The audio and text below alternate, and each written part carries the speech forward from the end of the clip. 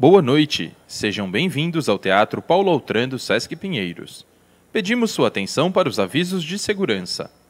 O Teatro Paulo Autran está devidamente adaptado às normas de segurança, dispondo de brigada de incêndio, alarmes, luzes de emergência, extintores e hidrantes. Todas as portas encontram-se destravadas e as saídas desobstruídas. Em caso de emergência, os equipamentos serão facilmente localizados, visto que o sistema de segurança está claramente sinalizado. Solicitamos que mantenham desligados seus celulares ou aparelhos sonoros durante todo o seminário. Informamos que não é permitido fumar, portar ou consumir alimentos e bebidas dentro da sala de espetáculo, exceto água. Não são permitidas fotos, com ou sem flash, filmagens ou gravação em parte ou na íntegra, a não ser por técnicos autorizados e identificados.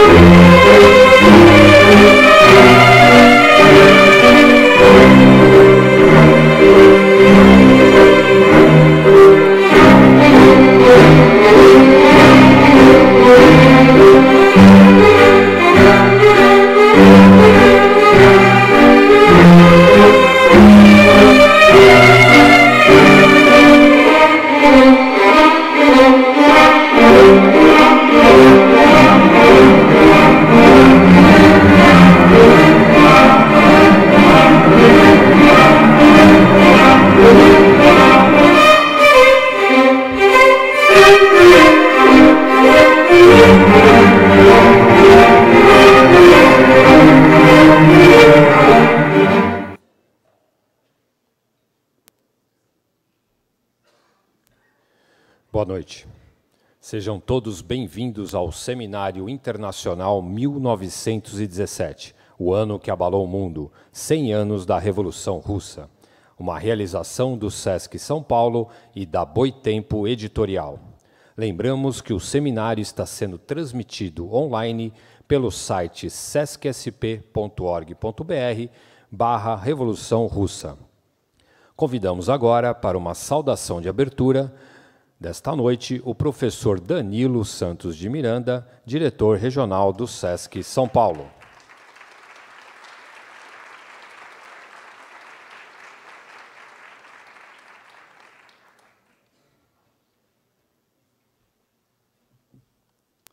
Boa noite a todos, a todas. Agradeço a presença de todos. Dou boas-vindas, renovando esse voto mais uma vez que não tive a oportunidade de fazê-lo antes, aqui nessa nossa unidade do Sesc Pinheiros, no Teatro Paulo Autran. Gostaria de dirigir também um agradecimento a todos vocês que estão aqui presentes para participar desse debate, desses debates, e especialmente agradecer a Ivana Jenkins e a sua equipe da editorial Bom Tempo. Realmente foram ela que nos trouxe essa proposta para debater e aprofundar as discussões. Gostaria também de agradecer e cumprimentar a equipe do Sesc Pinheiros, na pessoa da Flávia Carvalho e sua equipe. É com muito prazer, portanto, que eu dirijo a palavra a todos vocês para essa abertura dessa sessão de hoje à noite. Mais de 30 conferencistas nacionais, estrangeiros, explorando o tema durante 4 dias em curso, com palestras, debates, filmes, lançamento de livros e, especialmente, devo ressaltar, lançamento desse novo livro que chegou agora há pouco, que você já tem conhecimento, O Ano que Abalou o Mundo, 1917, que reúne artigos de vários ou de quase todos os participantes dos debates, conferencistas que aqui estarão. Portanto, algo muito precioso, o lançamento que se faz, nesse momento, pela editora Boitempo e pelo SESC, editorial do SESC também. Muito importante para nós receber esse evento e discutir essas questões no maior teatro que nós temos, que é o Teatro Paulo Autran, aqui na cidade de São Paulo. Um teatro que tem recebido produções, temas, discussões no campo das artes, dos mais diversos teores, com mais diversos artistas. Portanto, é um lugar múltiplo, com muitas propostas de atuação e cabe perfeitamente às discussões de temas fundamentais, não é? Em tempos de acirrada intolerância e de ameaça a direitos fundamentais, é necessário abrir todas as portas para debater nosso passado e, principalmente, para debater nossos futuros possíveis. Não é possível falar de história recente da humanidade sem tratar da Revolução Russa. O impacto da dupla revolução de 1917, sem dúvida nenhuma, transformou o mundo e repercutiu em cada canto do globo, com efeitos no campo político, social, cultural, artístico, etc. Décadas após o fim da União Soviética e 100 anos depois da Revolução Russa, de 1917, temos muito mais possibilidades de leitura de um contexto que está próximo o suficiente para nos influenciar, mas distante o suficiente também para entendermos o seu todo. Os momentos de crise que nos obrigam a olhar para a história, na verdade, eles nos lembram que somos obrigados a olhar para a história se não quisermos ser arrastados por ela. Em resposta a polarizações simplórias, especialmente no recrudescimento de intolerâncias variadas, temos que criar compromisso com discussões mais qualificadas como esta, fugindo do lugar comum e abordando as contradições que fazem parte do mundo. Espero que essas discussões sejam muito proveitosas realmente e que as dezenas de especialistas em áreas tão diversas quanto o raio de impacto da Revolução Russa possam nos ajudar a criar um panorama que ajude a arejar o pensamento contemporâneo. Assim como instituição ligada ao bem-estar de trabalhadores e das pessoas em geral, o SESC não se furta à discussão sobre esses assuntos que dizem respeito às grandes questões do ser humano, reforçando a necessidade de construirmos socialmente pontes para o futuro. Portanto, é com muita alegria que eu participo desse momento, dizendo a vocês que nós estamos cumprindo o nosso papel institucional, abrigando uma discussão como essa, debatendo esses temas e trazendo um pouco de luz sobre questões tão graves que dizem respeito a todos nós. Quero desejar, portanto, a todos vocês um bom debate. Muito obrigado.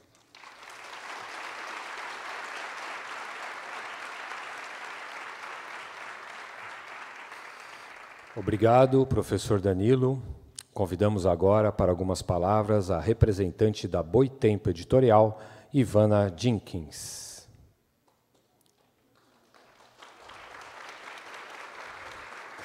Informamos...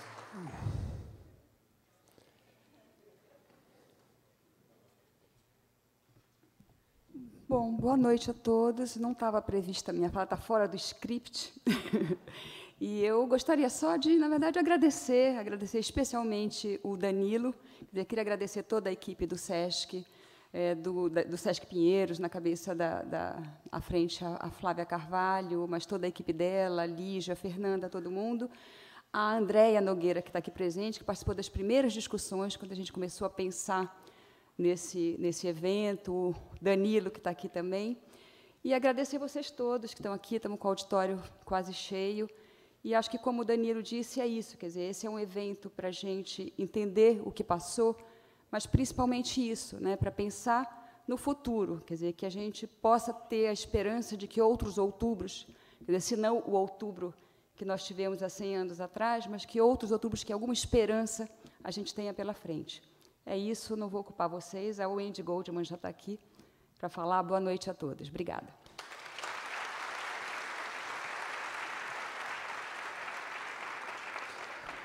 Obrigado, Ivana. Informamos também que, após a conferência, o público poderá fazer perguntas por meio das fichas inclusas no bloco de notas do seminário. As perguntas deverão ser entregues às pessoas identificadas no teatro e serão repassadas ao mediador. Convidamos agora o jornalista Tori Oliveira para mediar e apresentar os integrantes da conferência A Revolução das Mulheres.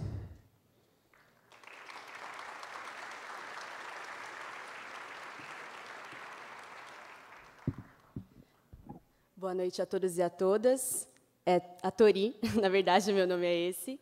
Estou aqui hoje para mediar esse debate importantíssimo. É uma honra estar aqui para falar sobre a Revolução das Mulheres, contar um pouco da perspectiva feminista e da perspectiva das mulheres sobre esse momento tão importante. Como eu disse, meu nome é Tori Oliveira, sou jornalista na Carta Capital, sou editora assistente lá, trabalho com essa questão das mulheres.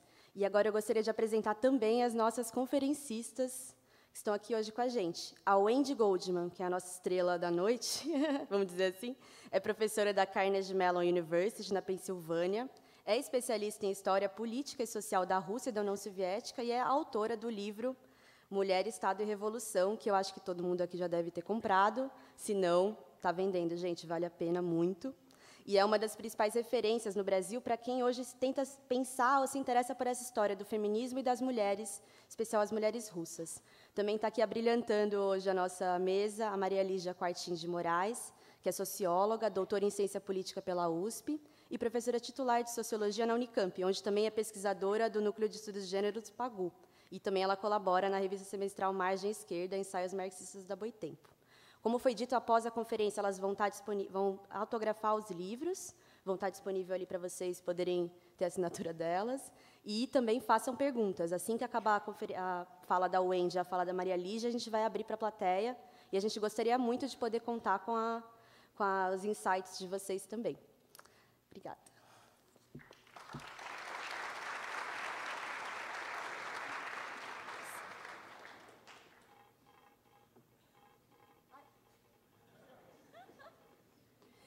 E eu esqueci o mais importante. Vem, Wendy.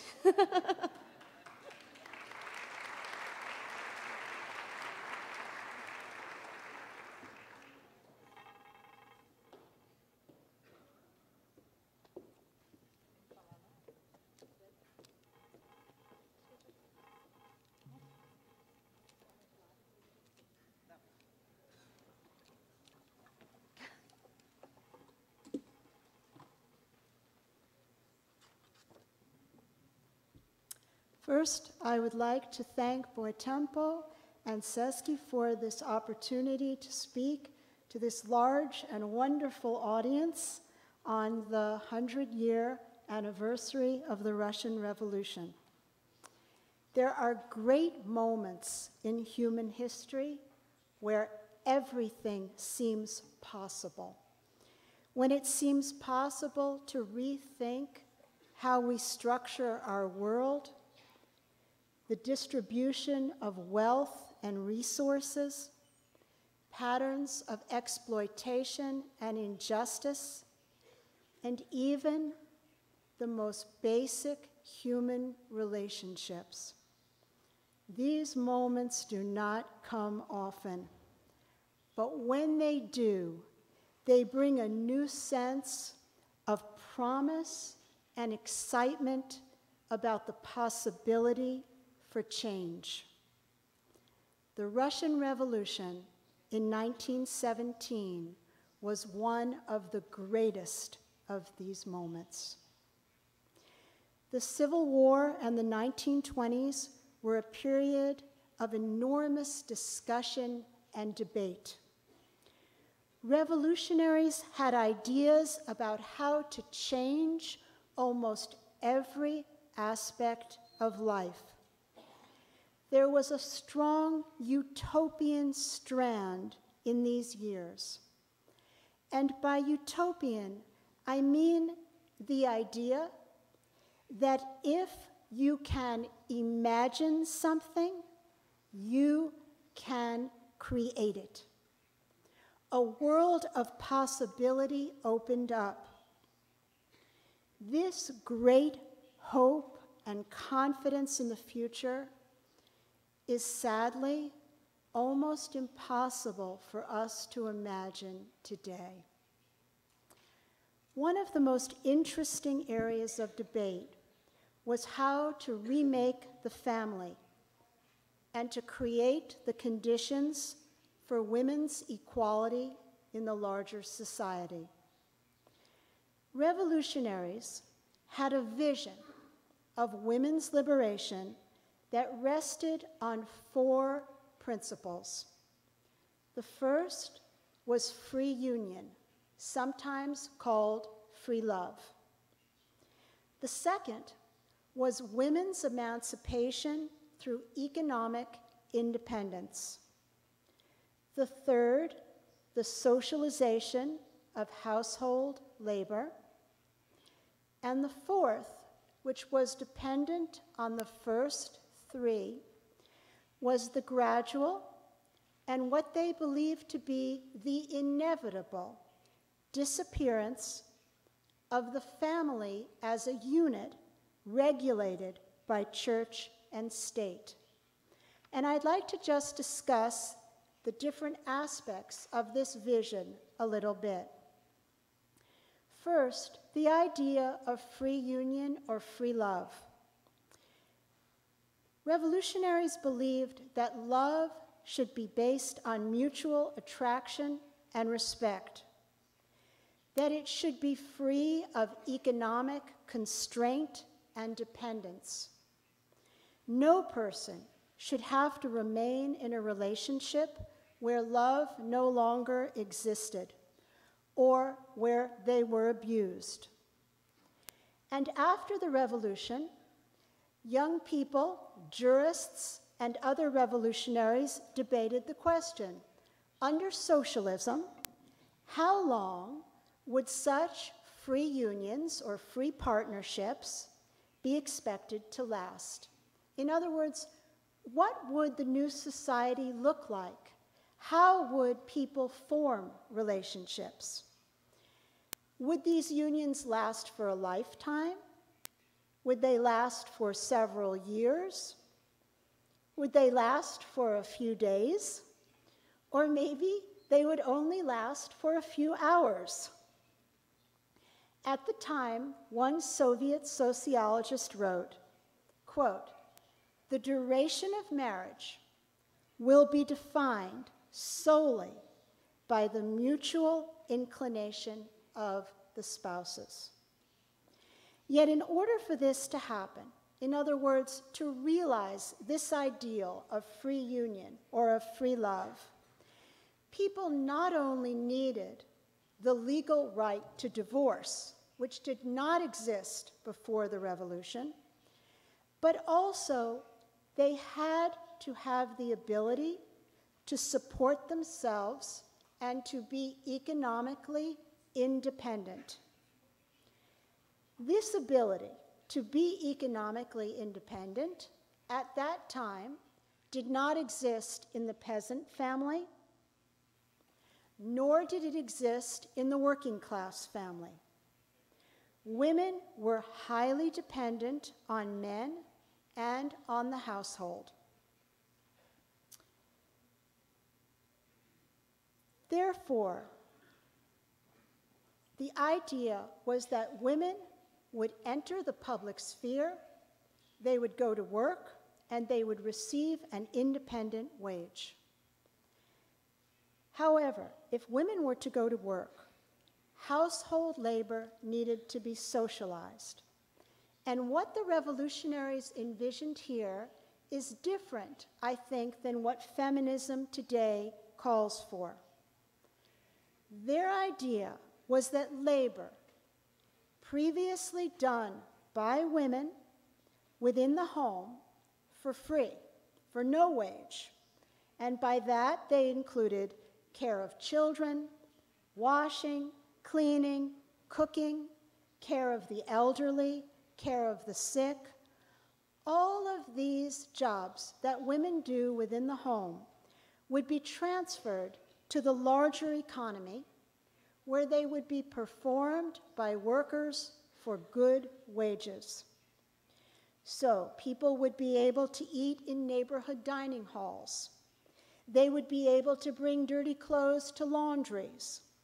Daycare centers and universal education for children would be created. And in essence, they envisioned a world in which household drudgery would be eliminated. Finally, the revolutionaries believed that once the family ceased to have an economic function, in other words, once the bonds of dependence were broken, there would be no need to regulate either the family or marriage by law. People would come together or separate as they wished. They would have no need to get married. Children would be supported and cared for regardless of whether their parents were married or not. In fact, the very idea, the very concept of illegitimacy would cease to exist. Now, these ideas about the family were also closely related to revolutionary ideas about the state and about law. Many revolutionaries at the time believed that within a very short period of time, the family, the state, and the law would all soon wither away. And the word in Russian for that is отмирание. It means the gradual and peaceful disappearance of a particular phenomenon. Alexander Goikhberg, who was the young jurist who helped draft the 1918 Family Code, said at the time, and I quote, "Of course, in publishing these law codes, proletarian power does not want to rely on them for very long. Proletarian power constructs its laws dialectically so that every day of their existence undermines the need for their existence. In other words, the aim of law was to make law superfluous." The group most committed to this vision was the Zhenotdel, or the women's department within the Communist Party.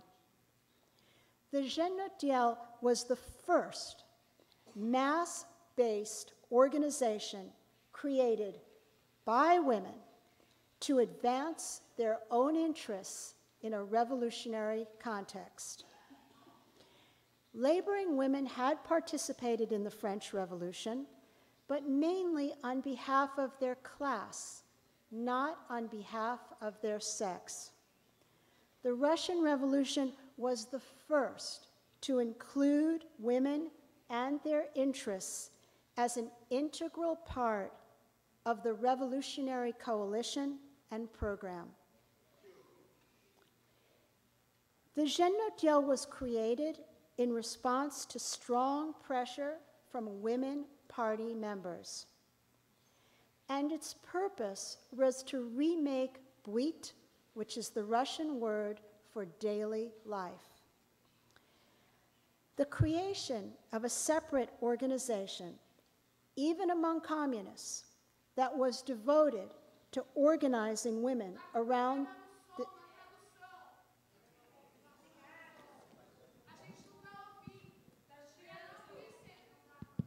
Wendy, we're having a problem in the translation, so... I would like to invite the translator to just come down and be with me. Só momento, gente. O tradutor pode vir aqui, fazer aqui.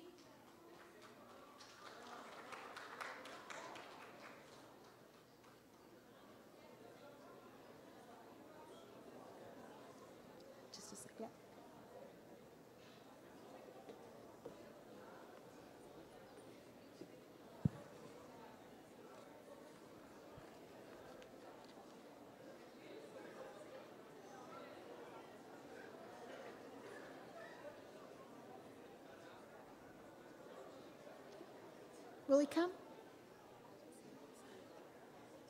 It will work really well if he will just come. Okay.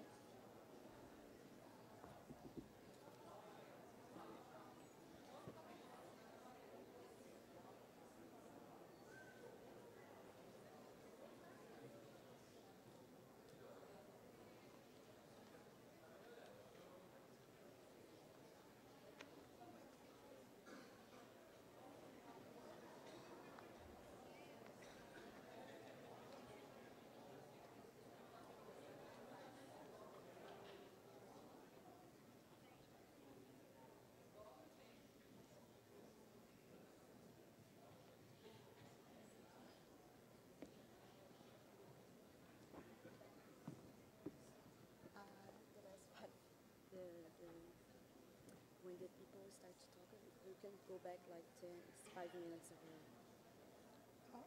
Can you tell me what the last thing was that was said? Did we talk about all the different points of free union? No. Oh, I guess you have to. Yes, this part, yes. You talk about this. these four? Yes. Did I explain everyone? Mm-hmm. Good. Okay. Then did we talk about Alexander Goikhberg? Yes, this was the part where the problem with So should I repeat about this? Okay. Pronto, gente. Tava dando uma interferência ali, mas agora vamos ver se a gente consegue retomar. So we try again. I'll back up a little bit. Are you understanding now? Yes. Yes? Okay. So these ideas about the family that I spoke about, the four principles, these were also closely related to revolutionary ideas about the law. The Bolsheviks and many revolutionaries at the time believed that within a short period of time, the state and the law would all soon wither away.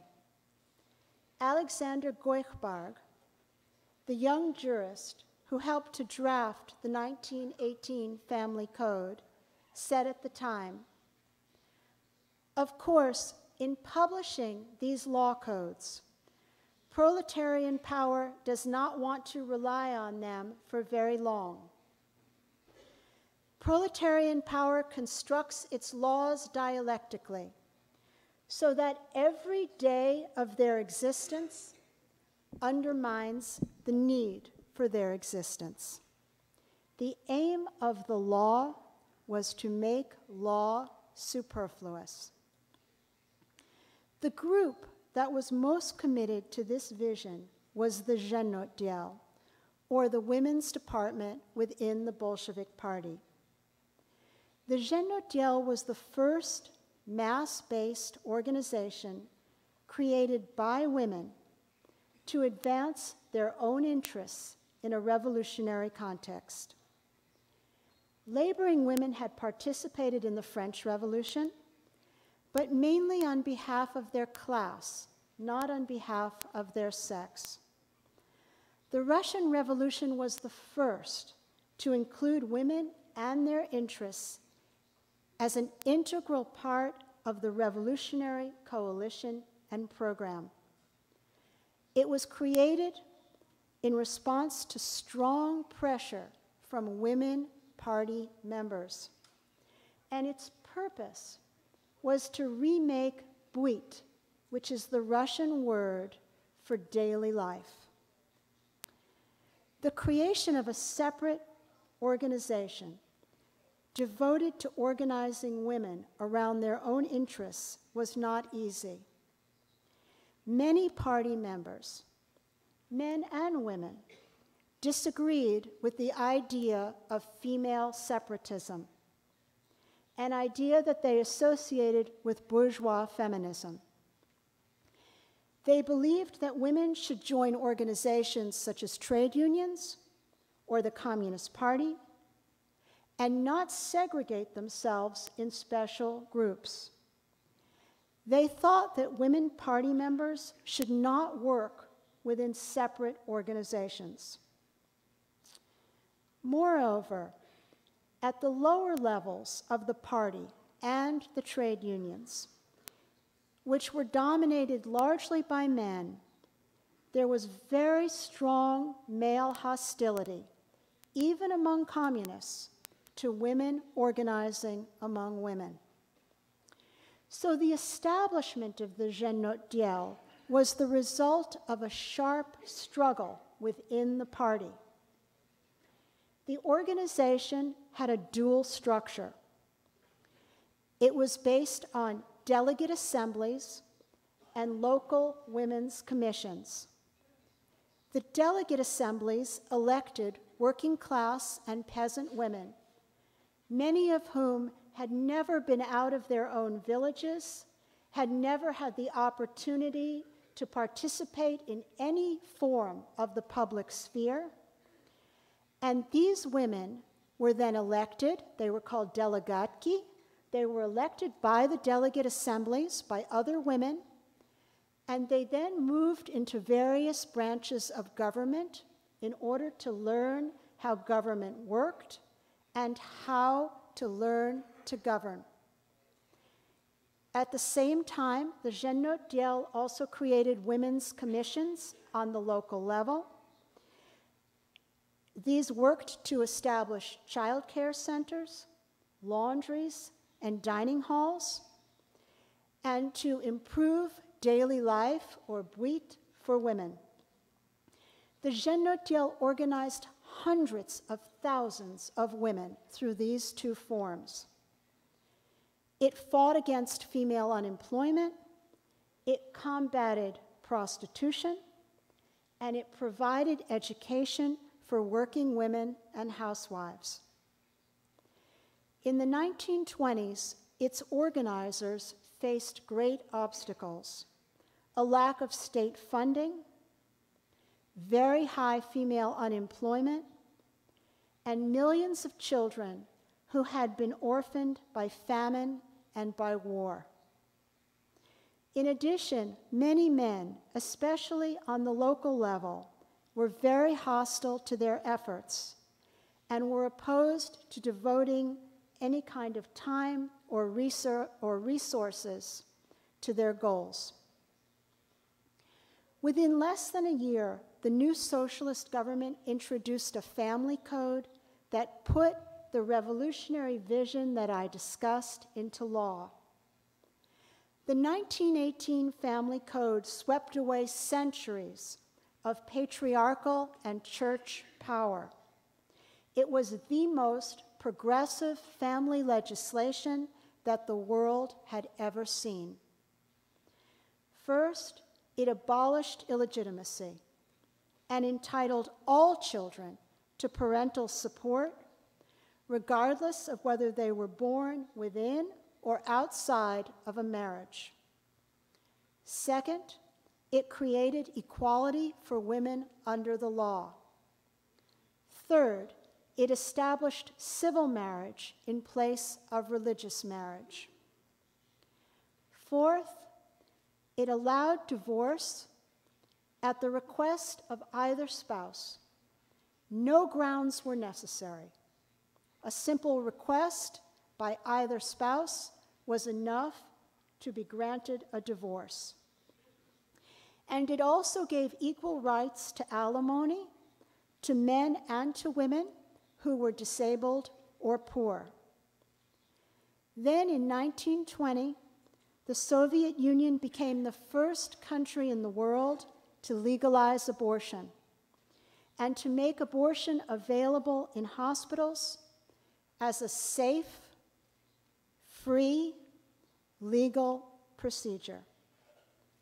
In 1927, after a great nationwide debate, the family code became even more radical.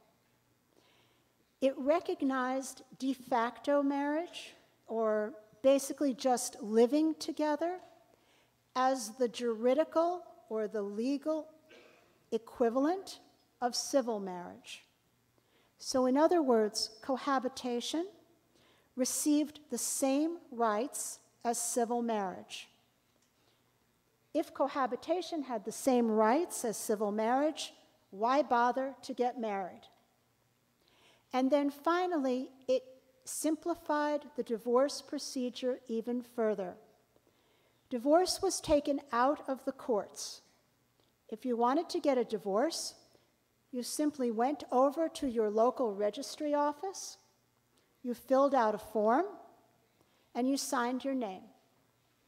If your spouse was not with you, they would be informed of the divorce by postcard.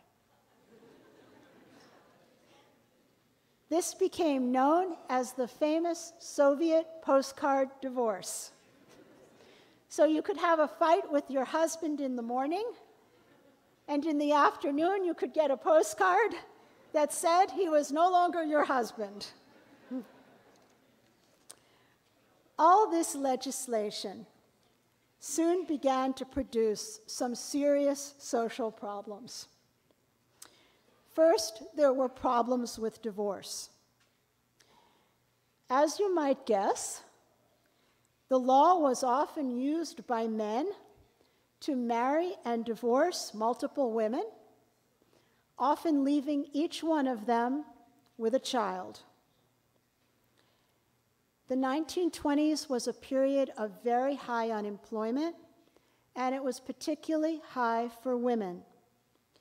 This made divorce especially painful. Financial independence was impossible for women. And women who did divorce or were divorced lost access to the male wage.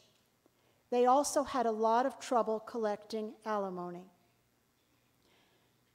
The courts were overwhelmed by alimony cases. Many women were unable to support their children and their elderly parents. Sociological studies of prostitutes showed that these women, many of them, were former workers who could not find jobs and had families to support. The second social problem was that tens of thousands of what were known as bezprizorniki, or homeless children, who had been created by war, civil war, and the 1921 famine, were living on the streets. The state was too poor to support them, and the orphanages had terrible conditions. There was no food, no blankets, no heat, no clothing for the children. The third problem was that peasants, and the vast majority of the country was still peasant, had a great deal of trouble with the new family code. The peasant household was multi-generational.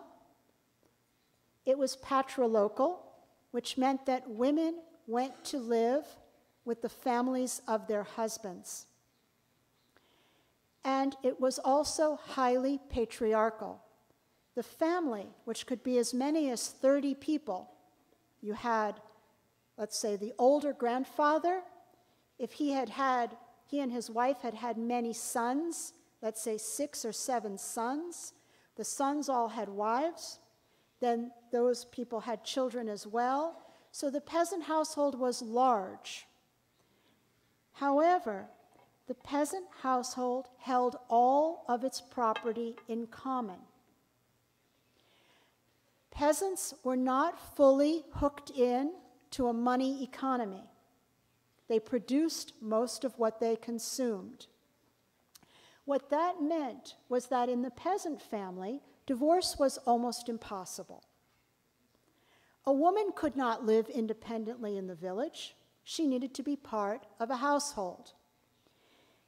And a man could not pay alimony to a divorced spouse because the alimony would need to come from the property of the entire household. In other words, the land, the animals, the tools, all of which were held in common. So if you think about it, what could this idea of independence even mean to peasants? It was materially impossible for them to sustain.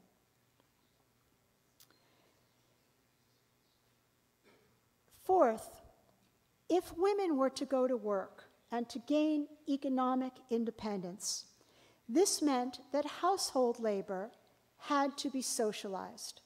There had to be some way to care for children and to do the reproductive labor that's necessary to sustain life within a family.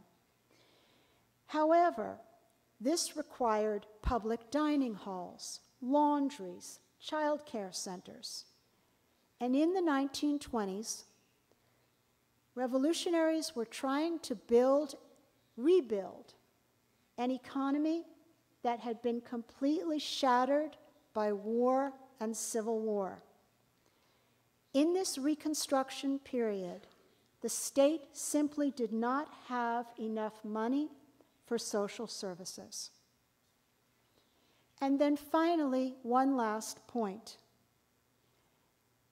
Male revolutionaries, jurists, and medical experts, almost all of whom were men, believed that under socialism, once conditions improved, women would not want to have abortions. It would be easy for them to bring up children. This idea turned out to be false. Contraception in this period was very poor. It was difficult to protect yourself against an unwanted pregnancy. And women turned to abortion in high numbers, not because they were poor and desperate, but simply because they wanted to make a choice about whether to have a child at a particular time. Married housewives, working women, young students, mothers who already had many children, peasant women, women of all educational levels, women of all classes and all statuses turned to abortion, not because they were desperate, but because they understood one simple thing. If a woman cannot control her fertility, she cannot control her destiny. The state became very concerned about the falling birth rate.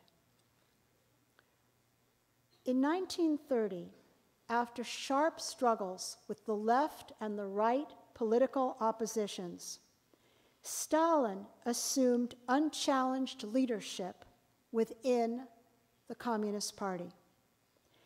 And the party moved forward with rapid industrialization and collectivization of the peasantry.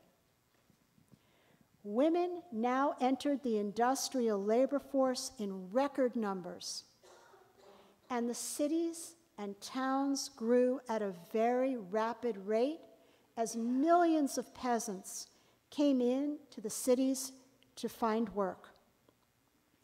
In no country of the world did women come to constitute such a significant part of the working class in such a short period of time. The party launched a new slogan, Face to Production, which affected every area of life. All organizing, every dream, every ideal, every vision that the early revolutionaries had was now subordinated to the first 5-year plan and to meeting its target figures. This approach became known as productionism. In 1930, with the launching of the first 5-year plan, the party abolished the Gymnasium, the women's department, claiming that it replicated the work of other organizations. And despite very strong protests from women activists, party leaders instructed them to stop organizing around issues of bwit, or daily life, and concern themselves with one thing: production. Production in the factories and production on the collective farms. There was also a strong ideological shift in the state's attitude toward the family at this time. Industrialization and collectivization created massive upheaval and social disorder throughout the country. Judges, educators, social workers, and the militia became increasingly concerned by the large numbers of orphaned and neglected children on the streets. In the towns and the cities, ordinary people became very fearful of juvenile crime, and they were angry at the homeless children themselves. The state began searching for new solutions to social problems. It turned away from the early progressive vision to more repressive alternatives. And by 1936, the state had implemented a new punitive approach to juvenile crime. Parents were made liable for the criminal actions of their children, and children over 12 who committed crimes were to be tried in court as adults. Strict measures were passed to remove children from the streets. The jurists now argued that crime was not the result of poverty or social conditions, as it had been in the Tsarist period, but rather, juvenile crime was the result of parental irresponsibility. Pressure mounted on the courts to find and to prosecute men who failed to support their children. There was a huge campaign against male irresponsibility and an explosion of pro-family propaganda. A new law was passed to increase punishment for non-payment of alimony. Divorce also became more difficult to get. The new law ended the practice of postcard divorce. Now both spouses had to appear in the registry office, and it cost a lot of money to get a divorce. With every divorce that someone got, it cost more money, so the fees increased. Official ideology rejected the idea that the family, the state, or the law would wither away. Indeed, many of the early revolutionary jurists were arrested for something called legal nihilism. This was this idea that the law and the state would wither away. So by 1936, under Stalin, we have a complete reversal of many of the earlier ideas of socialism. Why? There were enormous social problems, but the state made an ideological choice. The decision to abandon the earlier Marxist vision was not a social imperative. Indeed, it occurred at a time when unemployment had ended. By 1930, there was no unemployment in the Soviet Union, and massive numbers of women had gained access to an independent wage. Women moved into the workforce. There was great educational opportunity and upward mobility. And the state did, under Stalin, create daycare centers, dining halls, and laundries.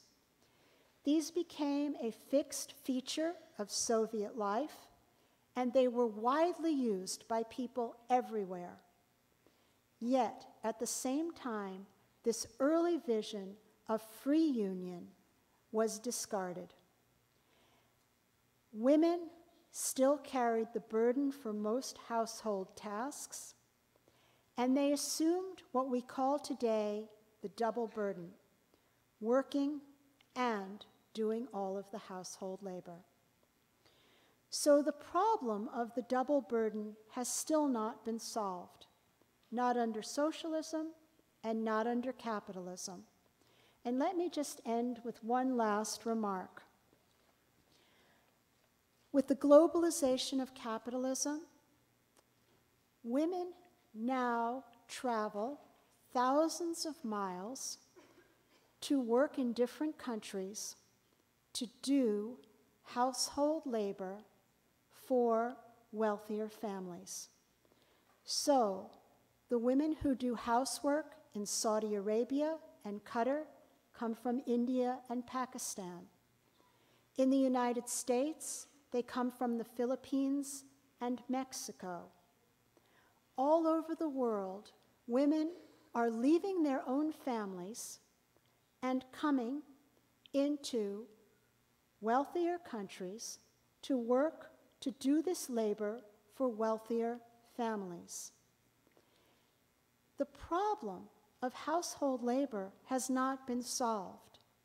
It has only been solved, if we want to think of this as a solution, for a small minority of wealthy people who can now pay other women to do this work. Women do this work privately, in other words, within families, and they also do it in restaurants, in daycare centers, in places for old people, in other words, within the service sector. This is the lowest paid work under capitalism. So one of the questions I think we have to think about today is, with globalizing capitalism, the problem remains the same, but in many ways it has become even worse. There is no longer a national solution to this question, but I think now the Bolshevik vision asks us to think about all of this internationally as well. Thank you.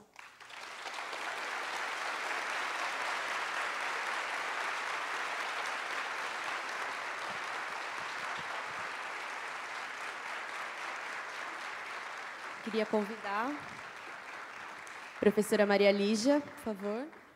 E eu queria pedir desculpa pelo problema técnico e também pedir desculpa pela ausência da Djamila Ribeiro, que estaria aqui com a gente hoje, mas por um motivo de força maior ela não pôde participar.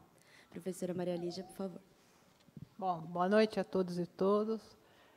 Foi um prazer poder estar ouvindo e vendo o trabalho da Wendy. E a partir das colocações que ela faz, dessa pesquisa extraordinária que ela levou a cabo, que eu queria colocar algumas questões. A primeira delas concerne ao fato, aí não é nenhuma questão, é uma consideração, que o marxismo foi fundamental no sentido de que, teoricamente, ele forneceu elementos muito importantes para a gente pensar a questão da mulher. Se vocês conhecem, de fato, nós sabemos que a ideologia da família universal, a ideia da família como uma imutável, presente em todas as sociedades, base da sociedade, ela foi já detonada no Manifesto Comunista de 1848. O que o manifesto permitiu para nós, feministas da geração do século XX? O manifesto permitiu a gente historicizar a família, não é? Porque o manifesto dizia, olha, estão nos acusando de sermos favoráveis ao amor livre, a querer destruir a família. Mas que família nós estamos falando? A família burguesa, o objetivo principal, não é a conjugação de bens, patrimônios, herança E a família proletária foi destruída pelo capitalismo, porque as mulheres passam, as crianças estão lá nas fábricas, não é? O número a mortalidade infantil foi absurda. Eu acho que isso é uma coisa interessante que a Ingrid mostra, certo? Enfim, então, já no manifesto, se tem aí os fundamentos para uma teoria da opressão da mulher. Essa teoria, ela é reforçada pelo aquele clássico estudo do Engels, não é? A origem da família, da propriedade privada e do Estado, de 1884. No decorrer das análises do Engels, é interessante que o Engels diz que a primeira opressão de classe é a opressão do homem sobre a mulher. Aí já está colocada uma das teses do feminismo contemporâneo, que é que a opressão da mulher precede o capitalismo, certo? E até hoje, rigorosamente, permanece, né? Então, um pouco a minha questão é entender, apesar, digamos assim, da gente ter conseguido formular a questão, no que as políticas, tanto no Estado soviético como até mesmo em Cuba, não é? Onde houve, certo? Onde é que a gente empacou? Por que a gente não conseguiu avançar nessa questão? Então, acho que é interessante essa questão hoje, que se coloca hoje, não é? Com esse avanço do conservadorismo, não é? E que a gente fica claro, mais uma vez, que somente a esquerda, socialista e comunista, é que leva adiante projetos de libertação, não é? E que aquilo que uma geração, às vezes, levou décadas para construir, é destruído em 2 ou 3 penadas, né? Então, vamos ver, então, o que a gente... Quais seriam as possibilidades da gente pensar um pouco além da questão só digamos, no caso da União Soviética, problemas econômicos, o cerco da União Soviética pelos Estados capitalistas, todo o boicote, né? A primeira questão que eu acho que é importante a gente lembrar, e aí vou citar de novo o velho Marx, é que a gente faz a história, né? O homem, a mulher, a gente constrói a própria história. A gente tem uma responsabilidade, né, com relação à própria história. Só que a gente não escolhe nem as circunstâncias que a gente nasce, ninguém escolhe pai e mãe, nem a sociedade em que a gente nasce, nem a classe social. Então, tem uma questão seguinte, a verdade é que nós vivemos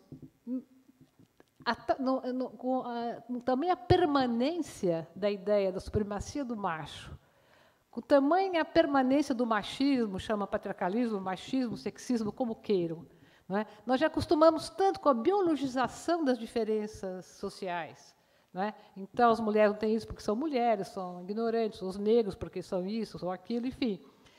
Esse racismo, esse sexismo impregna a tal ponto a nossa vida, não é, que a gente não tem consciência do nosso... Não é, nós que queremos fazer a libertação, avançar, como nós, na verdade, estamos reproduzindo também esses comportamentos racistas, sexistas. Então, seria admirável que essa geração de comunistas primeiros, não pecasse também pelo machismo, certo? Evidente que havia um viés masculino na forma de chegar à questão da mulher. Esse viés, ele aparece, por exemplo, quando, contrariamente à opinião a primeira geração de bolcheviques, quando cada vez mais o socialismo real, quer dizer, esse socialismo que se constitui a partir principalmente da Terceira Internacional, que Moscou fica um centro de difusão de palavras de ordem para o resto do mundo comunista. A primeira questão é a redução da Revolução Socialista ao economicismo, quer dizer, isso é como se a expropriação dos meios de produção, a socialização dos meios de produção, por si só, ela fosse garantir o fim de todas as outras formas de opressão. Isso não só era um economicismo equivocado, mas como teve profundas consequências na relação que os partidos comunistas tiveram, por exemplo, com os movimentos femininos, feministas. Na verdade, sempre perdurou, não é, aquela ideia de que as mulheres, não é, que precisam ser educadas para o socialismo, precisam ser politizadas, as mulheres são um elemento atrasado. Isso se encontra frequentemente em todas as resoluções, não é, do comunismo oficial. Muito bem. Assim sendo, não é de se estranhar, não é? Quer dizer, sendo essa a política oficial dos partidos comunistas, certo? Não é de se estranhar que, quando há uma, por ocasião do famoso, né, dos anos 68, revolucionários e libertários, anos 68, que o movimento de mulheres que surge não é mais um movimento dentro dos partidos, mas é um movimento, diríamos, espontâneo, que vai ganhando força, certo? E que, evidentemente, que teve o apoio dos partidos de esquerda. Se a gente pensar, por exemplo, na Itália e na França, se não fosse o grande apoio dos comunistas e socialistas para, por exemplo, no caso da França, a obtenção do divórcio, perdão, do aborto, em 1974, e no caso da Itália, do aborto e do divórcio, não é? Que são reivindicações levantadas pelos movimentos autônomos de mulheres, mas reforçadas, não é isso, por esses partidos. Agora, foi esse feminismo que eu chamo de feminismo contemporâneo, não é, que aparece principalmente a partir da questão da juventude, dos movimentos os movimentos de resistência civil nos Estados Unidos contra a guerra, em outras manifestações juvenis, tá certo? Esse feminismo introduziu uma palavra de ordem que eu acho que essa é revolucionária, que diz assim: o privado é político. Não é? Porque as questões pessoais eram sempre tratadas como uma esfera à parte. Não é? Isso é problema de marido e mulher, isso é problema de família. Né? Em problema de marido e mulher, ninguém mete o bedelho. A gente conhece todo o inventário dos preconceitos a respeito. E aí, a gente se pergunta o seguinte: mas qual foi a maior dificuldade para enfrentar o machismo? Não é? Então, e é interessante até observar que eu achei uma citação do Lenin em que ele fala o seguinte, né? Ele fala de que ele ficava revoltado com o fato dos homens não quererem abrir mão dos seus privilégios. Não é? Então ele fala assim, ele fala que refiro à esmagadora maioria das mulheres, as mulheres trabalhadoras e aquelas que passam o dia numa oficina. Pouquíssimos homens, mesmo entre os proletários, se apercebem da fadiga e da dor que poupariam a mulher se desse uma mão no trabalho da mulher. Né? Mas isso, diz ele, vai de encontro aos direitos e à dignidade do homem. Ele quer paz e comodidade. A vida doméstica de uma mulher constitui um sacrifício diário feito por mil ninharias. A velha supremacia do homem sobrevive em segredo. Em suma e resumo, não é? Os homens, enquanto se tratou, não é, de revolucionar o lado das mulheres, então as mulheres foram trabalhar, as mulheres, não é, foram se educar, fizeram toda a lição de casa bem feitinha. Mas os homens não saíram da sua posição cômoda. Ficaram na sua posição cômoda. E aonde eu digo que o nosso machismo, também das feministas, é o seguinte: era hora, não é, da gente, por exemplo, colocar essa questão dentro, já que o político não é, o privado é político, é o seguinte: vamos dividir o trabalho doméstico. Não é? Eu digo isso pelo nosso jornal feminista, que foi o primeiro jornal, Nós Mulheres, 75, a gente reproduzia todo o programa socialista, socialização, creches. Por quê? Porque enquanto você está jogando tudo para o Estado resolver, você não está enfrentando o problema do machismo do cotidiano, o problema do machismo doméstico. Né? E o que acontece Por que os homens abririam mão dos seus privilégios? Não é isso? Então, todas as mudanças que nós conseguimos foram porque os homens foram recuando, não é? Foram aceitando. Então, de repente, por exemplo, com o avanço das mulheres no trabalho, ficava o problema, mas quem que vai cozinhar? Né? Aqui no Brasil, Andy, a gente tem muito ainda, usa muito o emprego doméstico para... Né, o emprego doméstico ainda graça aqui no Brasil. Então, uma mulher de classe média tem chance de ter alguém que faça o trabalho para ela e o marido não ser incomodado, certo? Qual é o resultado disso tudo? O resultado disso tudo é que, na prática, certo? Fora, mesmo com as vitórias que se iniciaram, por exemplo, a questão da família, né? O Brasil é avançadíssimo. Toda e qualquer forma de união é reconhecida, nós não temos crianças ilegítimas, certo? Todas as crianças têm direito, as mulheres têm direito de dizer qual é o nome do pai, o pai é que prova o contrário, pelo DNA, que não é pai. Então, assim, do ponto de vista do apoio às crianças e à mulher, ele é enorme.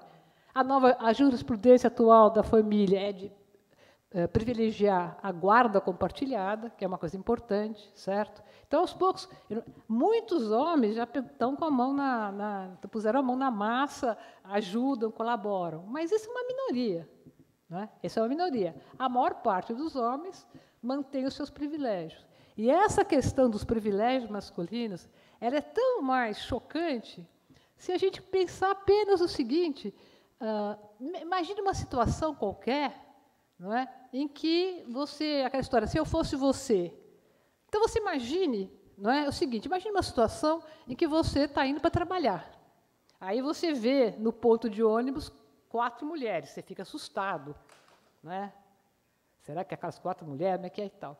Aí você fica timidozinho e tal, espera logo entrar, você entra no ônibus. Aí você entra no ônibus, você começa a ser empurrado pelas mulheres, tem uma que passa a mão no seu pau, a outra, você entende? Se esfrega e tal, não é? É isso que as mulheres sofrem todo dia. E a gente acha normal, as mulheres, né?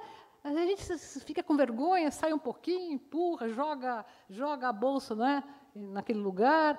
Você entende? Então, assim, o exemplo que eu estou dando podia fazer ele e outros, certo? Agora, então, qual é a minha observação, né, 100 anos depois? É o seguinte: se, como diz o Lênin, considerava, né, que os homens eram uns folgados com relação ao trabalho doméstico, né, não era o caso de você, então, não só educar mulheres politicamente, mas educar os homens também? Não é a hora de educar os homens para um convívio mais civilizado, certo? Quando a gente pensa que no Brasil, né, nós temos o 70%, bom, eu acho que é em toda parte do mundo, mas no Brasil, 70% das agressões são feitas em casa, por alguém que você conhece, no ambiente, né? A gente vê que a família, rigorosamente falando, é perigosa para a mulher, certo? Se a gente pensa também, né, que o Brasil é o 5º país do mundo em matéria de feminicídio, né? Quer dizer, mulheres que são mortas porque são mulheres, né, que se chama de feminicídio, porque o marido não gostou da cara, porque estava de mau humor, porque ela mudou de... Não importa, certo? É um abominável. Essa é uma abominável situação, certo? Então, eu acho que a razão tinha a Simone de Beauvoir quando usou uma certa citação. Eu não estou falando do começo do livro, né? Nós todos conhecemos o começo do livro. Ninguém nasce mulher, torna-se. De fato, até quem falou isso antes dela foi o Erasmo de Roterdã, que falou: ninguém nasce homem, torna-se, para mostrar a importância da educação. Porque ninguém nasce mulher, nem nasce homem, nem nasce machista, nem nasce racista, certo?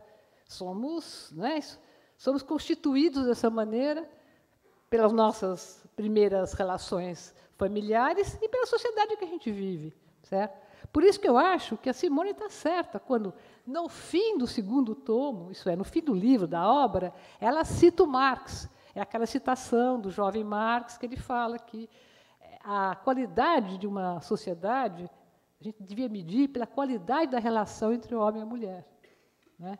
Então, se a gente for medir a qualidade da relação homem e mulher aqui no Brasil, não é? O mínimo que eu poderia dizer é um palavrão, é uma, né?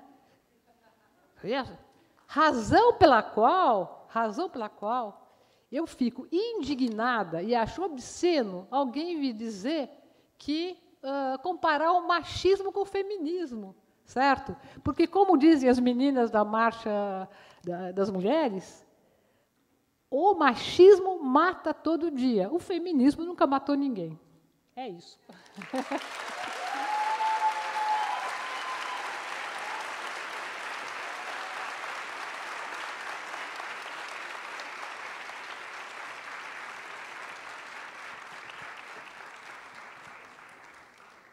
Lacrou. Gente, eu vou passar agora para a parte das perguntas. Wendy, uma pergunta que surgiu muitas vezes foi qual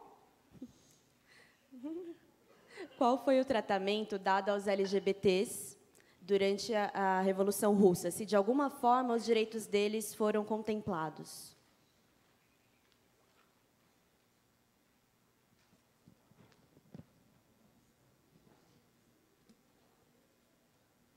Is this okay? Yeah. So I think the revolution for gay rights had a little bit of an early beginning with the Russian Revolution. But we really see this revolution take off in the 1970s. Homosexuality was decriminalized after the Russian Revolution. And then it was criminalized again in the Stalin period as part of the whole reversal that occurred in many areas.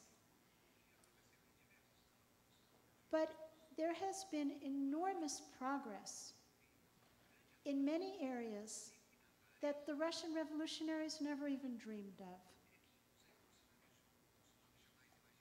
So in terms of Maria's point, that perhaps we're moving backwards, I see us as moving forwards.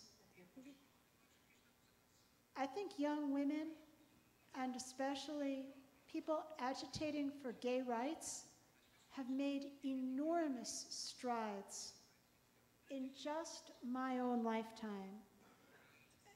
When I was a young person, the kind of rights that people were demanding, and the attitudes that they had, there's no comparison to your ideas today.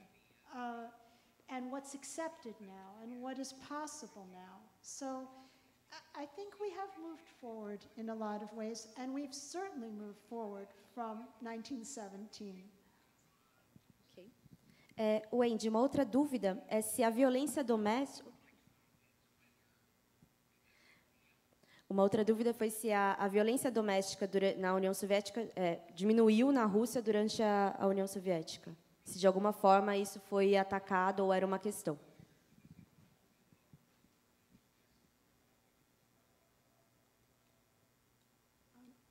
I don't know the statistics on domestic violence from 1917 to the present. But I do know that there was a very powerful culture of domestic violence before the revolution.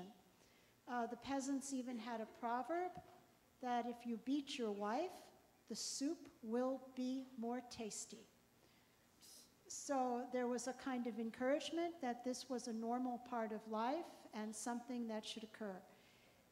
After the revolution, there was an enormous amount of education that concerned relations between spouses. And there was a lot of education about women's equality and women's rights and the right to education, and that these old forms of behavior were no longer considered acceptable.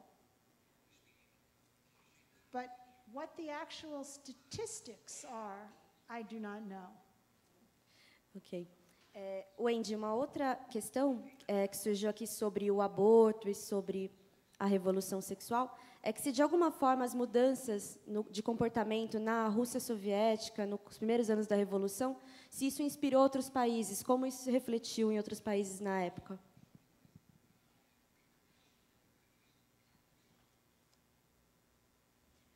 Almost every revolution has as its accompaniment the idea of free love and a freer sexuality.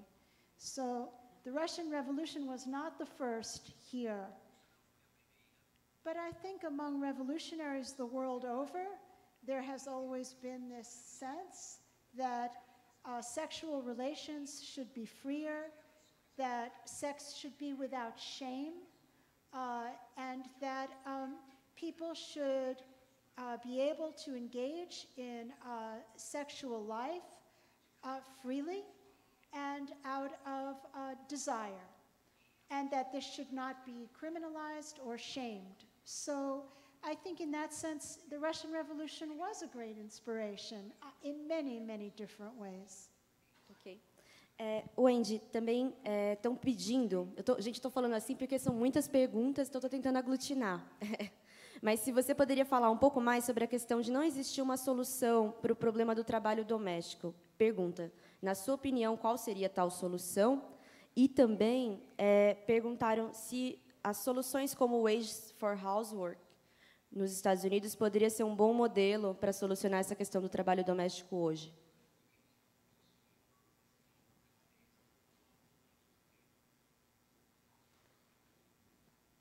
I think that the solution is probably dual, or maybe even three parts.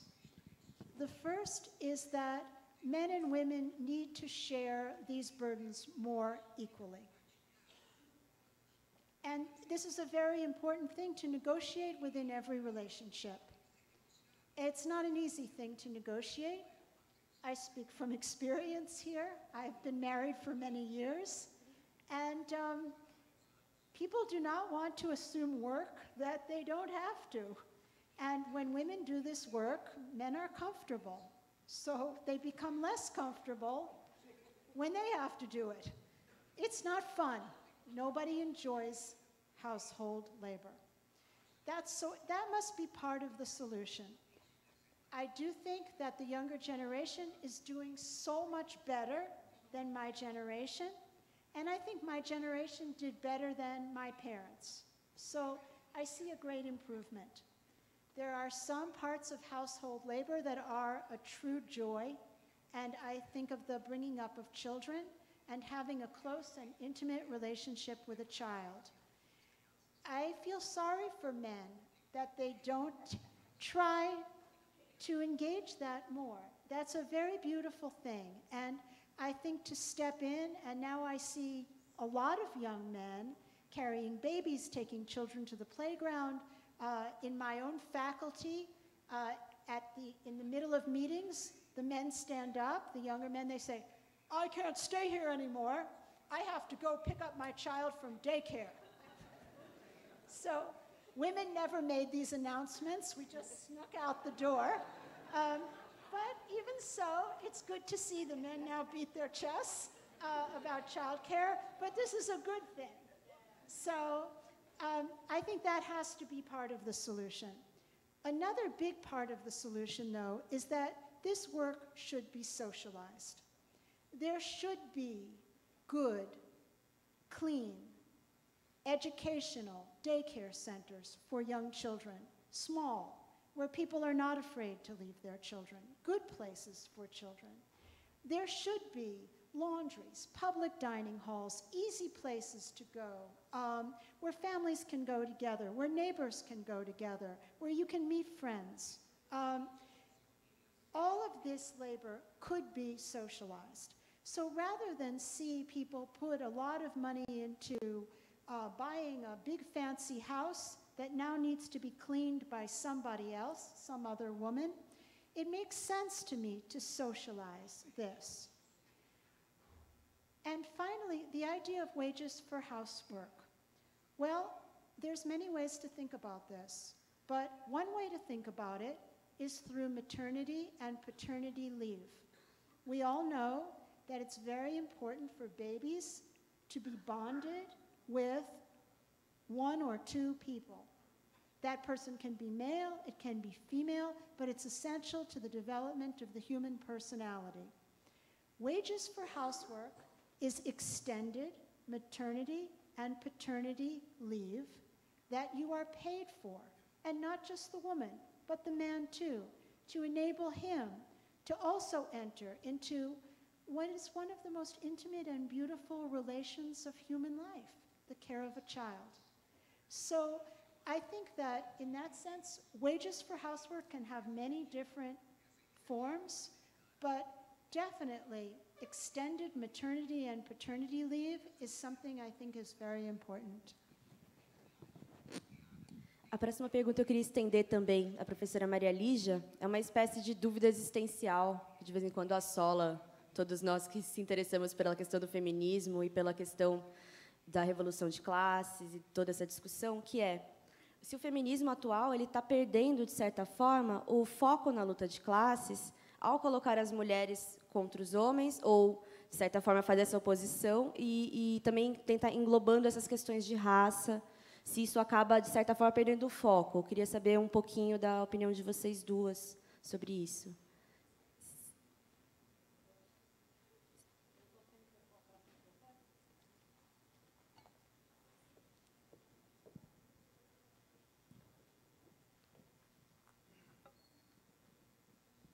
Eu acho que cada segmento que se sente oprimido, né, ele deve falar por ele mesmo, se organizar. Eu acho por isso que o movimento LGBTS é super importante, os feminismos são super importantes, né?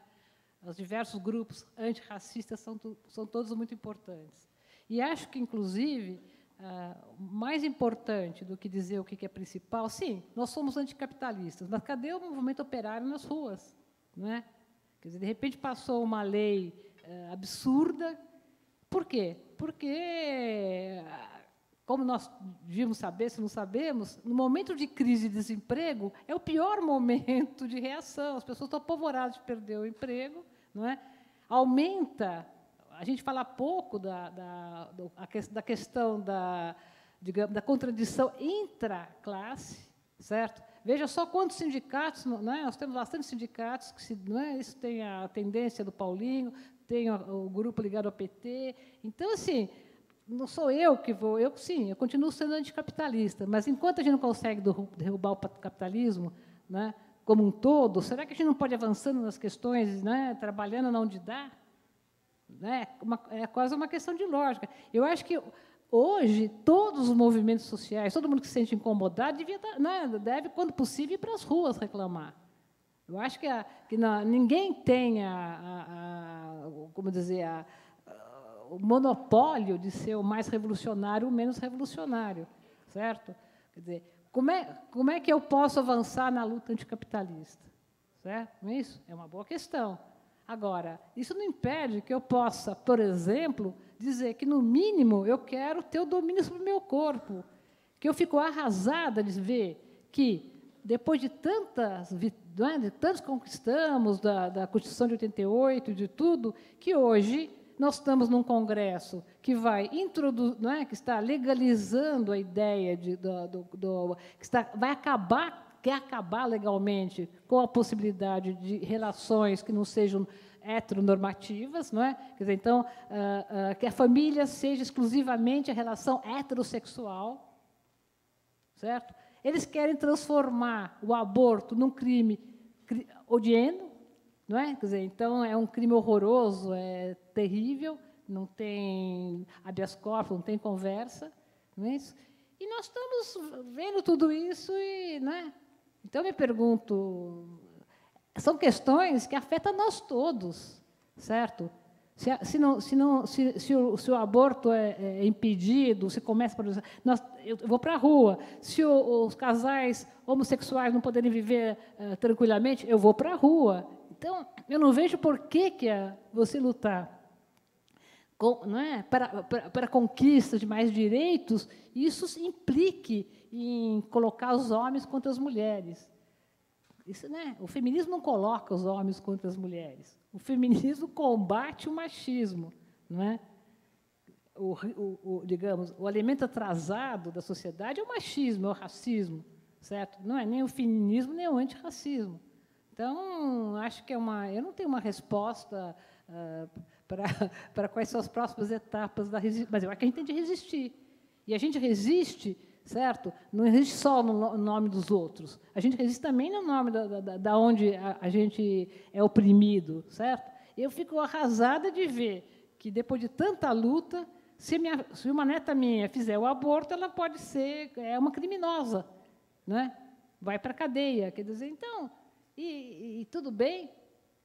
Quer dizer, eu acho que foi ruim, foi um período que... Eu acho que o que eu não gosto, isso sim, é do identitarismo.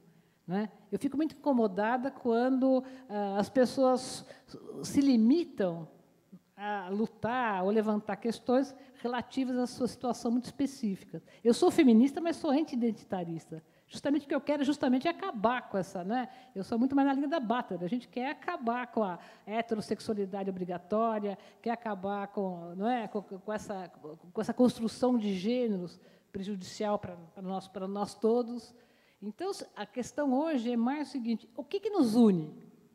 Não é a defesa não é um repúdio aos fundamentalismos, não é uma defesa do Estado laico, não é uma defesa das conquistas tão duramente, não é, obtidas. Eu acho que isso nos une mais, certo? Quer dizer, nós temos muito mais motivos para estarmos unidos, nós, a oposição, a resistência, do que para a desunião, se a gente tiver um mínimo de inteligência.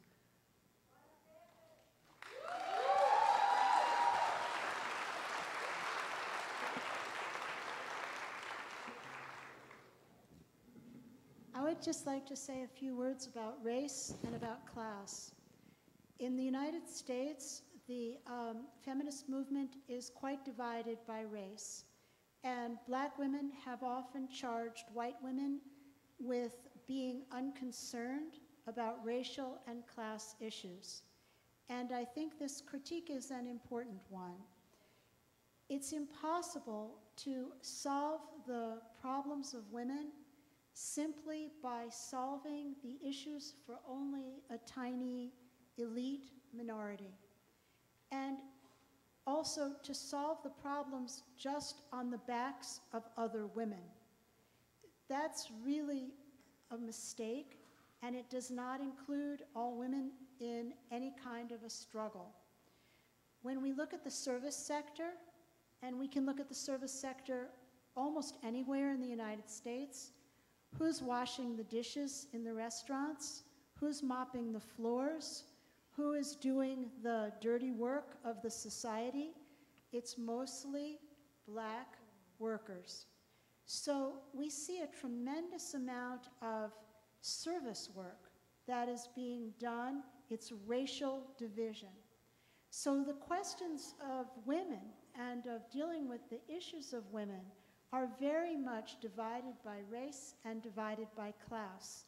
And I think that any way of moving forward cannot just address the problems faced by privileged white women. If we do that, we have only a very, very narrow movement. And I would also just like to say one thing about the city that I live in. I come from Pittsburgh. We used to produce steel in Pittsburgh. We were a major producer of steel. And there were thriving, wonderful, working-class communities all up and down the rivers of Pittsburgh. People had fought long, hard battles, and they made good wages. Since the 1970s, steel has left the city, part of the whole process of deindustrialization. When we say that capitalism undermines the family, that capitalism destroys the family, you can see how true that is by visiting any community where there is no longer work.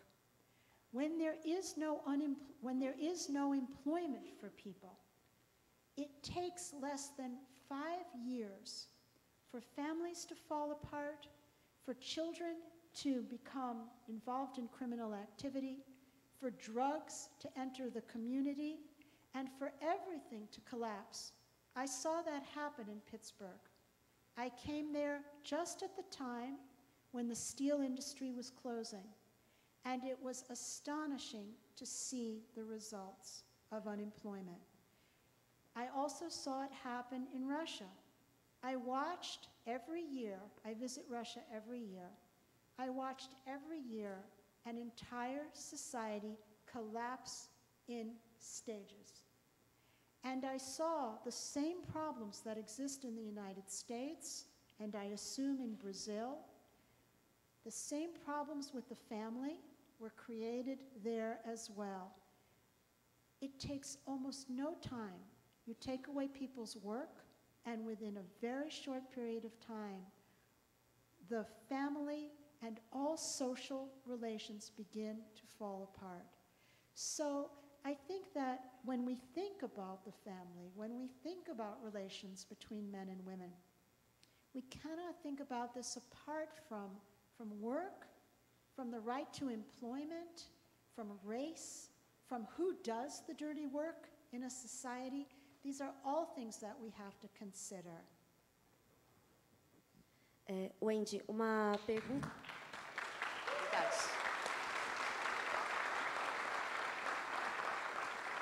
Também lacrou, não sei se tem como traduzir isso. You do it well. Wendy, como era feita a divisão sexual de trabalho no Exército Revolucionário? Homens e mulheres tinham as mesmas funções? Como que era essa dinâmica? So, in World War II, the Red Army had the highest level of female participation than any army in the world. Over 500,000 women entered the army. Actually, when the invasion began, the recruiting stations were besieged by young women who demanded to be enrolled in the army.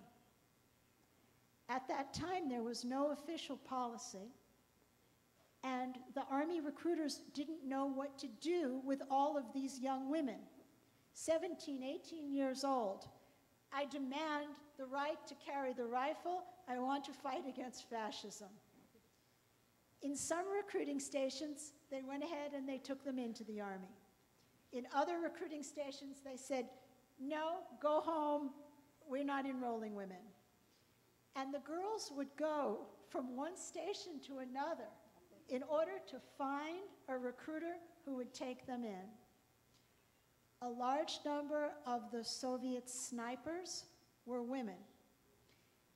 I don't mean to essentialize, but it turned out that women have enormous patience to stay quietly behind a rock, to take aim, and to shoot. And they are very good at it. So it turned out that a lot of those snipers, some of the best snipers, were women, young women. They also proved to be wonderful radio operators, and they also served as pilots. So this was an example, I think, of young women. This was not the revolutionary generation. It was their mothers who were the revolutionaries.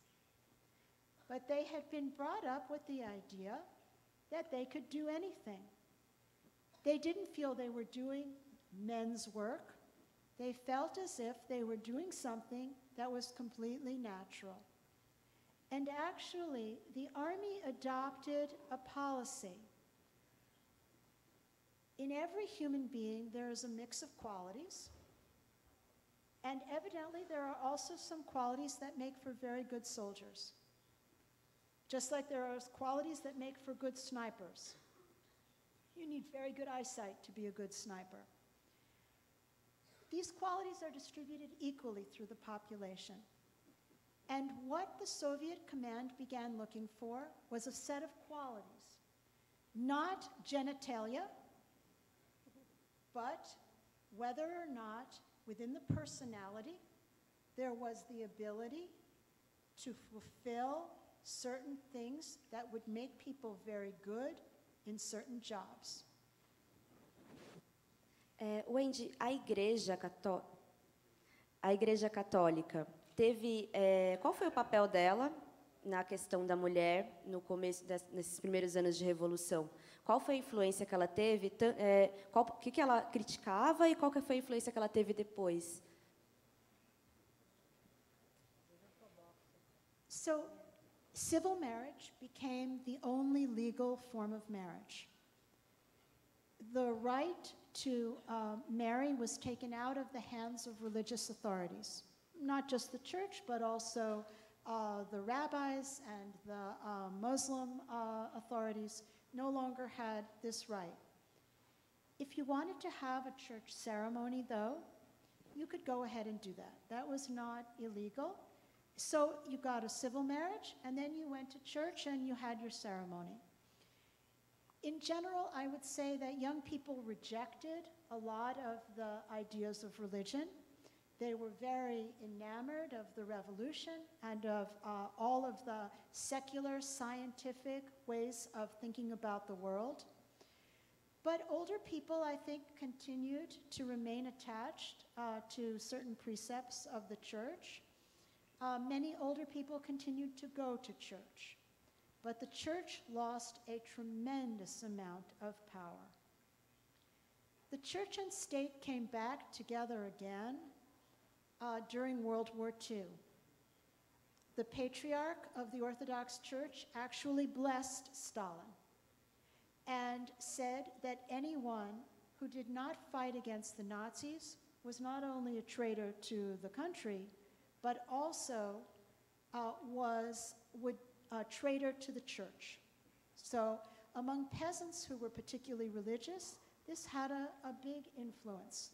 So the church and the state came back together again during the war. Now I would say there's been a tremendous resurgence of the Orthodox Church. At first, people flocked to the church. They were disappointed with socialism in many ways, and they saw the church as having a kind of new moral authority. The church was willing to talk about morality and about human behavior in ways that the Communist Party was not. But now I think more and more people are becoming disgusted with the church. The church has proved itself to be a very reactionary force. It's allied itself with the oligarchy and with Putin. All of the oligarchs go around with big crosses. Everybody makes a big display of going to church. The churches have been rebuilt. There's enormous wealth that the state gives the church. And the church has taken a very strong stand against abortion. And it's also taken a very strong stand against gay and lesbian rights. Actually quite horrible in terms of its, the sorts of things that it says. It has made all kinds of statements about movies and art. So, for example, Disney recently released a children's movie.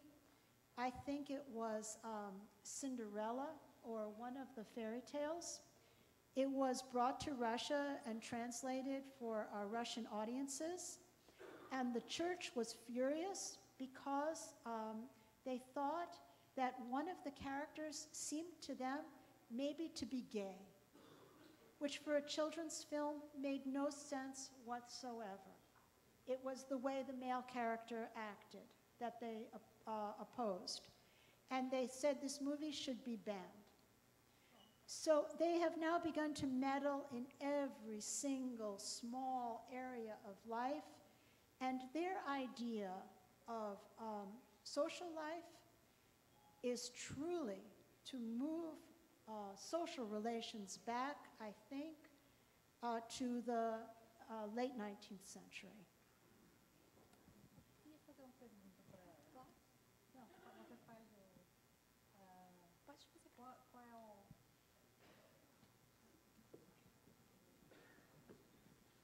Wendy, qual é... Nós estamos aqui em vários países do mundo, não é? Estamos comemorando os 100 anos da Revolução. E na própria Rússia, qual é a comemoração que está sendo feita? Porque eu ouvi dizer que não há nenhuma.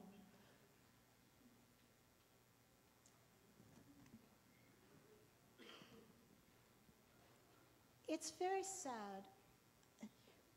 Today, Russians often do not know their own history. The schools and the educational system are very conflicted about how to teach the Russian Revolution.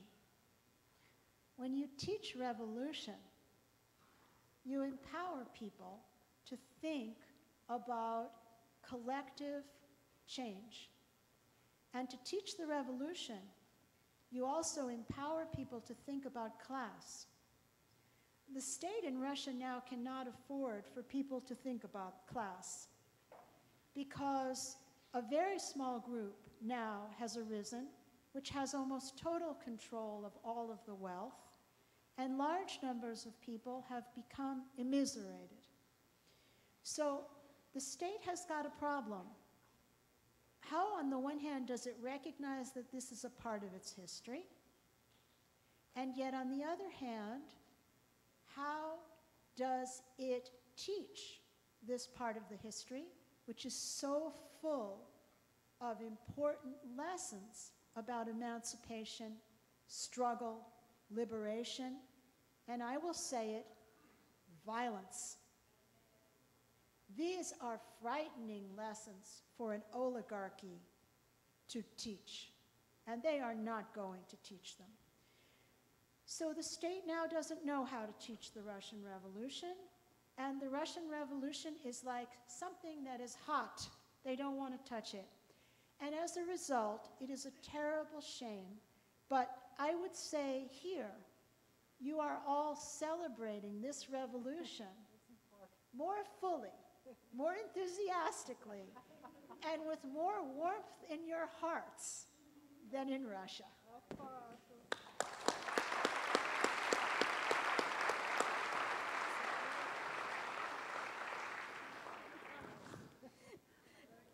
Eu queria fazer uma questão para vocês duas.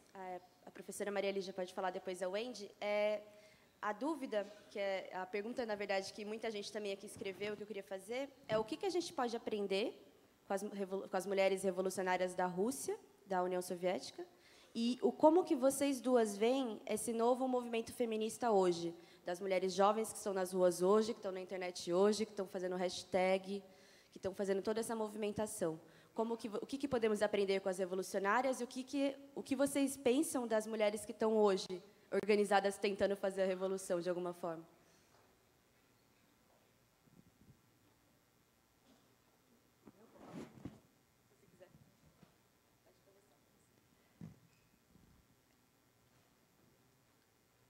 É interessante porque hoje você tem um recrudescimento do feminismo impressionante, de feminismos espontâneos, não é?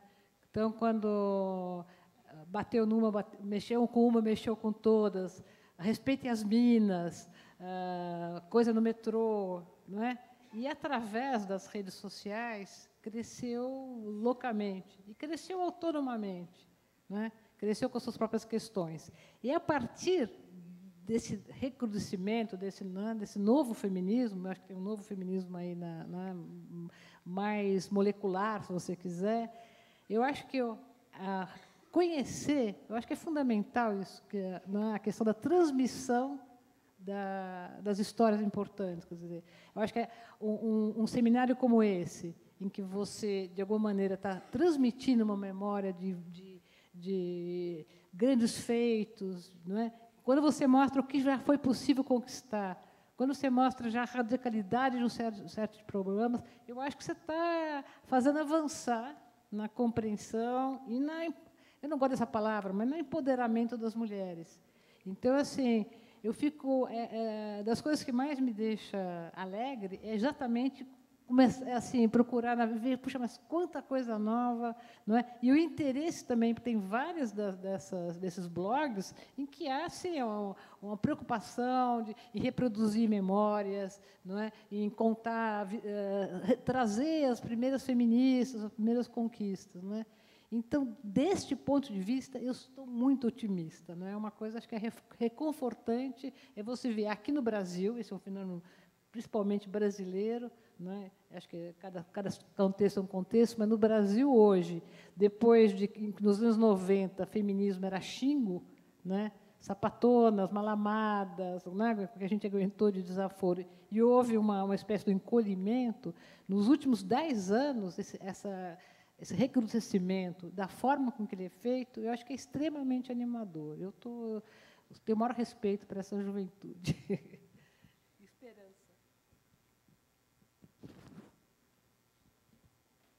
I think what we can learn from the revolutionaries of 100 years ago, from the women, is they left us a very interesting program, a vision to discuss.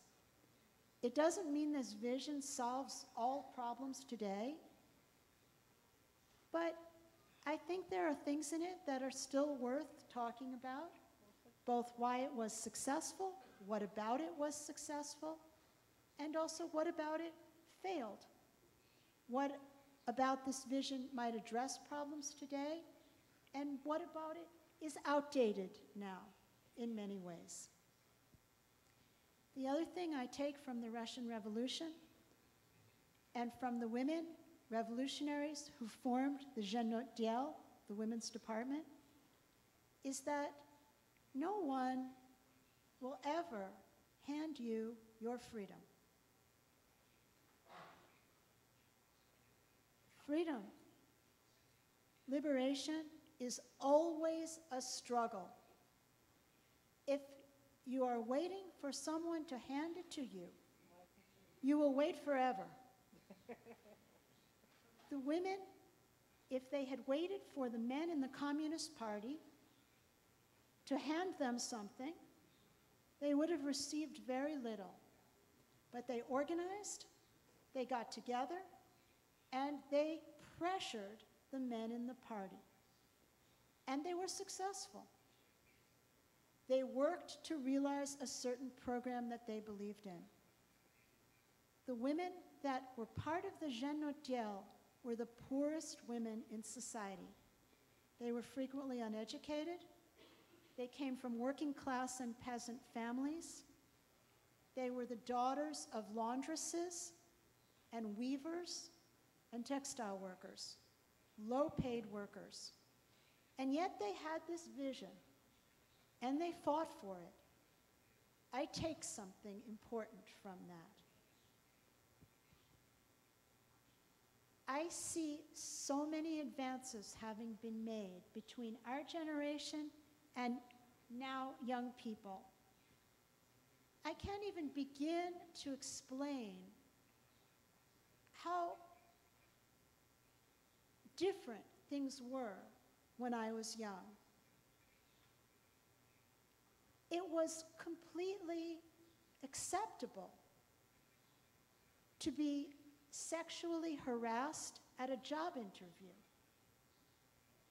It was completely acceptable to be objectified. It was acceptable for women to be paid far less than men and do the same job. There were very few, almost no women in my history department when I took the job as a professor. There were few women professors. So worlds have been opened up. Young women today expect certain things. They expect certain rights. They expect certain respect. It's natural to them. That's something that's happened. We have moved forward. And now I see young women moving forward in all other ways as well. Questions that we never took up. Questions about sexuality, about the right to have a whole variety of sexual orientations. This seems to us now acceptable, natural. It's actually something beautiful that we see. It creates room for everybody. This is something new. Issues about rape. Rape by people that you know. Issues about rape within the family. About sexual abuse of children. These are all issues that the women's movement has brought forward and that young women in particular are very interested in. How women are portrayed publicly, how we are portrayed in advertising, how products are sold. All of this has changed. And there is scarcely now something that can happen that is disrespectful for women, where a whole group of women don't stand up and say, that's disrespectful. And it's now possible to do this in a new way. So I think enormous advances have been made, and I am really confident, more confident in this area than maybe any other. I feel despair about class. I feel to some degree despair about race. But in this area of feminism, I have a lot of hope right now. Me too.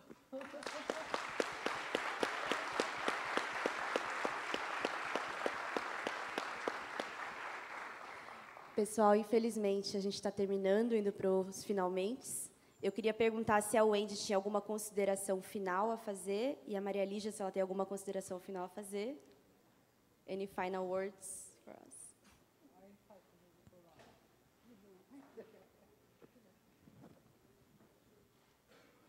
My only comment is that it has been such a great pleasure for me to come here, to listen to your questions, and to see your enormous interest in this revolution.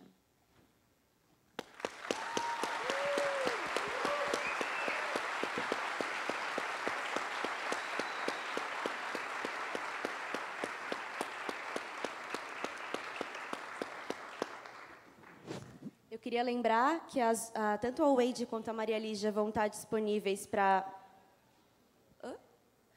Ai, desculpa. Não, ela não ia falar. Ela disse que... não. Me perdoem, gente. Desculpa, professora, se eu fui indelicada. Eu só queria dizer que elas vão estar disponíveis para autografar os livros agora, para vocês. A Maria Lígia vai autografar a margem esquerda também. E a Wendy vai estar disponível para autografar o Mulher, Estado e Revolução. Tá bom, gente? Eu queria agradecer novamente. Obrigada pela paciência, desculpa pelos erros técnicos. Vamos à luta.